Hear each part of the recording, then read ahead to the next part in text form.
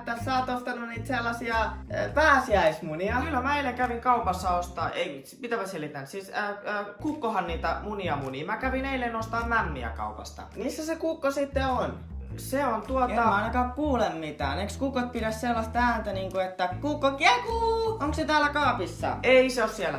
Sillä on semmonen oma paikka, missä se saa olla rauhassa, kun se pelkää vähän ihmisiä. Ai. Luuleeko äiti oikeesti, että mä uskon sitä? Mutta älä huoli, kyllä äiti käy aina välillä katsomassa, onko se muninut niitä munia, niin kyllä mä tuon sulle niitä sitten. Okei. Mä kyllä vielä etin ne suklaat.